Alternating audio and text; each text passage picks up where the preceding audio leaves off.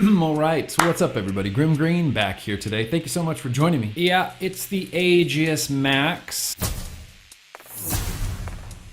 The Aegis series of mods from Geek Vape is arguably one of, if not the most popular series of mods, certainly from Geek Vape, maybe in the whole industry. And honestly, like, what's not to love about them? It's shockproof, waterproof, dustproof, it's big, it's beefy, they have clicky buttons. And now this is the first Aegis mod to run a single 21700 battery on the inside. To access your battery, you're gonna flip this little notch out right here, which it's firm. It's very firm. These Aegis mods are designed to be, I like to just say beefy. You know, they're just designed to be beefy. So pulling this little tab out, oh, it's firm, it's stiff, and it has not loosened up over the whole time I've been using it. It remains stiff. Unscrew this, which again, there's O-rings in there for that waterproofness. It's just stiff. Just take some elbow grease to get that open. I've just been using these Galisi 21700 batteries, and they've been working awesome in this. When I'm tightening this back down, I really do like to tighten it as tight as it will go. I want this to contribute to the dust proof and the waterproofness. Flip that back down. It's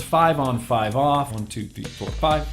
Ooh, Geek Vape. Yeah. There's the typical Aegis screen that we all know, that we all seen. They've been using this for a while now. It's not anything super fancy or pretty, but it's gonna show you everything that you need to know on there. This right here is the Geek Vape Aegis Boost Plus, and I haven't done a review for this quite yet. It's coming up really, really soon, but I don't know why they didn't just use this screen on this device. The Boost Plus has a much nicer, prettier, full color display. I'm not necessarily saying that that's a con, I'm just saying that the screen just feels and looks a little bit outdated here in 2020. This kit comes with the Zeus mesh sub-ohm tank as well. I have the 0.2 ohm resistance coil head in here. It's reading 0.2 on the button. On the button? Sure. On the nose. I'm a guy that likes to get a long life out of my coil head, so I have the tendency to turn my wattage down. So I'm only running this 0.2 ohm coil head, about 55 watts. Still very nice, still very enjoyable. I like this sub-ohm tank with the airflow closed down a little more than halfway. It's a top airflow, so you can open this all the way up and just get a ton of airflow, but I turn mine down, yeah, about like that. Full open is great, you know, it's still a lot of big, smooth, swooshy airflow. Just for me personally, it's a bit much, you know, it's a bit much. I need to have some resistance in my airflow. Not necessarily like a restricted lung hit, just I need some restriction. It can't just be crazy wide open like this.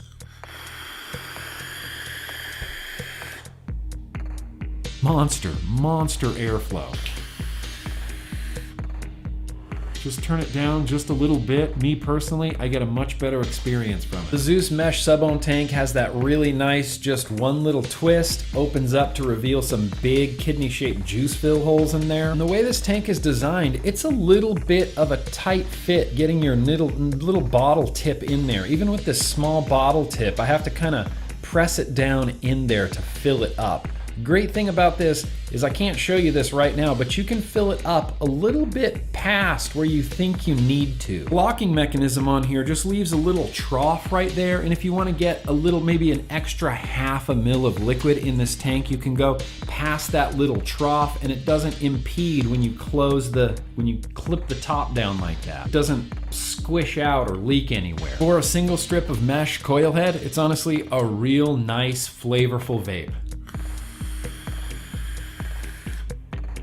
This sub-ohm tank, it's 25 millimeters in diameter, and you can see there's a lot of extra space on there. I'm willing to bet that you could easily fit a 30 millimeter atomizer on the top of this Geek Vape Aegis, no problem. No problem at all. That's the TM30, fits on there flawlessly, and there's even some room to spare with that rubber that goes around the edge of it. The mod itself is great. It's an Aegis. It's built to last. Dust-proof, waterproof, shockproof. dust-proof. Nice clicky buttons, nice clicky fire button, clicky up-down buttons. Does only adjust in 0.1 watt increments, which kind of annoys me, but at the end of the day definitely isn't a deal breaker. Otherwise, it's slick. It feels real nice in the hand. It's got that Aegis sort of puffy fake leather that's just a little bit squishy with like the stitching down the front. It's a single 21-700 and it feels big. That's just the Geek Vape Aegis series. They just feel big. Even the dual 18650 Aegis feels bigger than other 18650 dual 18650 devices,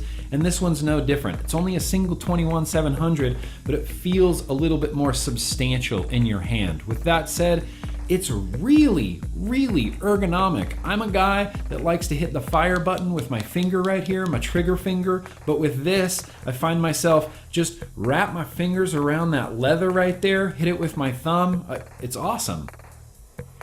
There's not much that I'm gonna be able to fault this on really at all. If I had to do some cons on this, which I don't really have to, but I will. The airflow on the Zeus mesh sub-ohm tank feels weird to me. It doesn't feel like any other sub-ohm tank I've used. The only way I can describe this airflow is hollow. It just feels hollow to me, which I realize isn't a very good descriptor. I think it's just because there's so much airflow and it has to travel so far. It's going in and down these big tubes right to your coil head. I think that's causing the airflow to feel a little hollow to me.